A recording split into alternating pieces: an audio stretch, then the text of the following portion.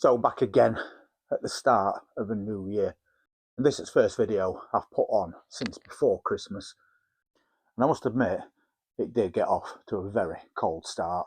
We've had temperatures down to -4, and because of that it has caused a few problems on site. Not as many as last year, at least not at the moment, but there's always things that you have to consider when you're in a static caravan during winter.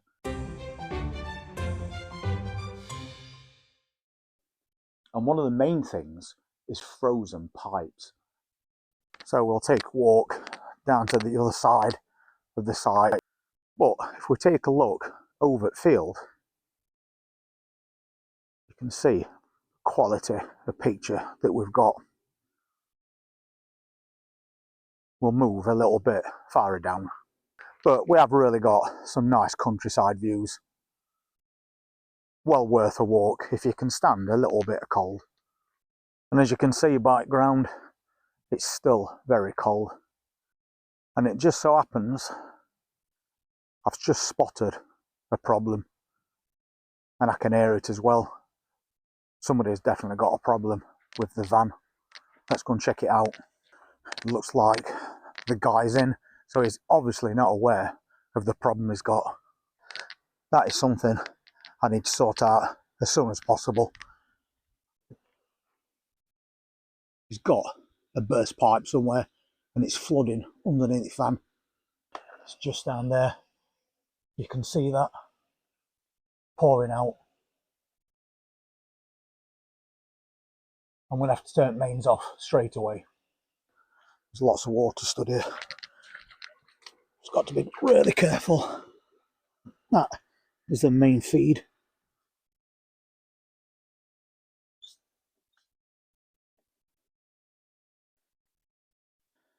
Right, the water's stopped now. There's a lot of soaking away to deal with. It's a good job I've just come down site. I can see the pipe that's come away. Looks like it's one from the sink. So I'll best give him a knock and let him know what's happened. Well, it looks like, unfortunately, the guy's not at home. So I'll have to go back to the office, give this guy a ring and tell him he needs to come back to his van and sort out this leak. On this side, you can see just how much water's already accumulated underneath his caravan. But at least now I've isolated it, it will start to drain away. Problems happen, so it's a good thing for me to come up and down this site a couple of times a day so I can handle situations like that as best I can. At least now that water is going to be soaking away. So I'll go back to office, and we've got his contact details, so I'll just give him a ring, tell him he needs to come back, and if needs be, I can get in touch with a plumber and sort that problem out straight away. But when you're facing these sort of temperatures, you've got to be aware that if the insulation's not adequate, things like that are going to happen. But it's not just the outside that suffers. You tend to suffer a little bit inside as well. We woke up for the last 3 days and there's no water because everything is froze up. So you've basically got to wait for that sun to come around, if you get any, and those temperatures to go up a little bit before you start getting water. And of course, because you're not getting water, you also can't flush your toilets. So that is a bit of a problem. So I think what we're going to do once the weather suits is we're going to go under this van and we're going to double insulate all the pipes so that next year that doesn't happen. Fingers crossed. But I have been told by somebody that a good idea to do is to find your main water supply that comes out at ground and dig down a few inches and then put some bubble wrap or insulation below the ground level. And apparently that should stop your pipes freezing altogether. So that's definitely something we're going to try out. But at the moment, we still haven't got any water. Usually around 2 o'clock in the afternoon, it will defrost to a point where it'll start running again. So we just have to wait. So another thing that we've been doing is we've been filling up bottles with water as soon as it defrosts, and then we can keep it in fridge overnight. So the next day, at least we can have a warm drink, if nothing else. You do tend to forget just how cold it can get. But we have now got central heating in this van, and we're so grateful for that. But more than that, those doors that we had fitted quite recently have been a godsend.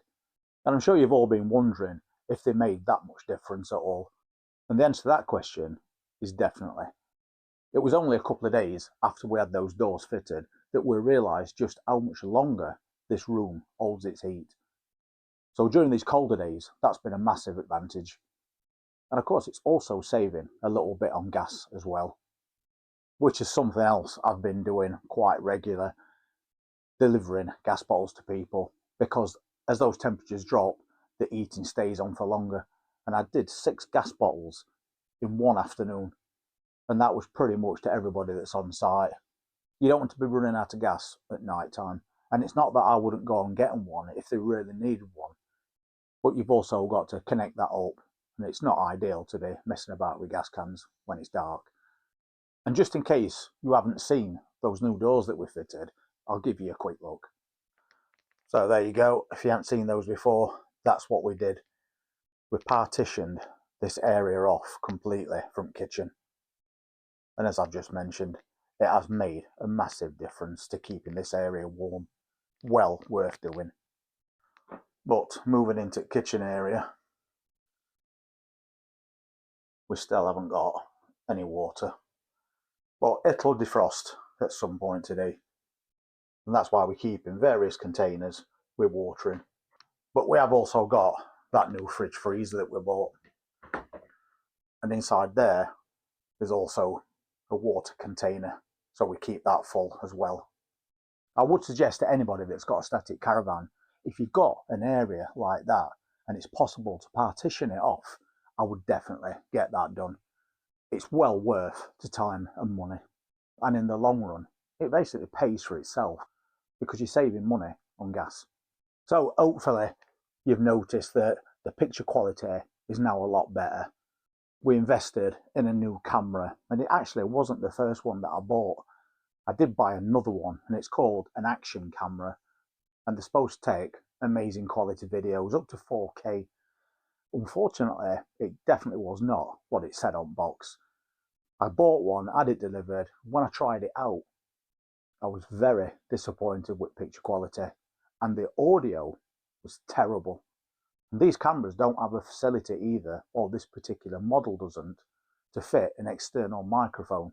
So you're basically stuck with the built-in microphone, and they're very bad quality. So I sent that back and I bought this new one. I've also invested in this. That is a wireless microphone, and that's what we're recording with at the moment. So hopefully going forward, we're going to have a better picture and better audio as well. But it's not only that.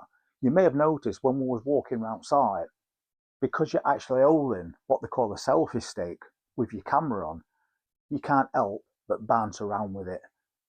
And then it makes the picture a little bit shaky, which does bother a lot of people. So I've also ordered something else as well, and it's called a smartphone gimbal. Really useful tool, because it's got little motors built into it. You pop your phone on, and as you're walking, it adjusts to your movement in real time. So therefore stabilizing that picture. That's not arrived at the moment. It's either going to be this afternoon or possibly tomorrow, but I think it's going to be a really helpful tool for making these videos going forward, because we did do a video last year when we was in Skegness, just having a walk round, and a lot of people said they couldn't watch that video because it was bouncing and shaking around too much. So we're trying to get rid of all those problems this year. We don't only want to provide people with good information about what it's like in a static caravan, but actually show it to you in a good quality format, and hence buying all these new toys, as I call them. And as I mentioned earlier, I think there's probably about 5 or 6 people left on site now. Everybody else has packed up and gone home because it's way too cold for them. And if they haven't got central heating in the van, I can definitely understand why. Being in this van this year compared to the one we had previously, which had no central heating, is a game changer for definitely. And we're not even using that much gas, to be honest, because we set the gas really low and we keep it on all day as well. And then we set it so that in the morning it will automatically come on if the temperature drops too low. So when you get up, the van's already starting to warm up a little bit, and it's also airing it out at the same time, which is important. I definitely don't think I could go back to a van without central heating now. So we've had these problems on site as well with burst pipes. You kind of expect that every year. There's always going to be one or two. We didn't get the van insulated underneath. The guy's just been too busy, but it is still pending.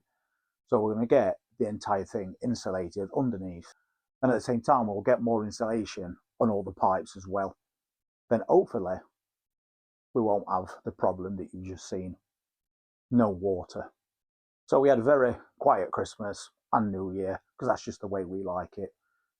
And now we're going through these colder months, but we are managing quite fine, thanks to doing all these bits and bobs of upgrades that we've been doing since we got this van. And we only got this van mid-August last year. And we've still got one or two more things that we're going to be doing going forward. And I think it's when you get to this time of year that you realise there's a few more things that you want to tweak than you thought about initially. So we're already making plans based around that. So I just wanted to do a quick update today, just to let you know how it's gone over the last couple of weeks. Now the temperatures have dropped as low as they've got, and the fact that we are now upgrading the equipment we use to make these videos, just to make it a bit more enjoyable for people. And if you're in a caravan at the moment, as we're going through winter, then hopefully you're keeping yourselves warm too. So thank you so much for being part of this channel once again. And if you want to see what changes we're going to be making to this van and outside this van as we're going to 2026, then please hit that subscribe button, press that notifications bell, and I'll see you real soon. Take care.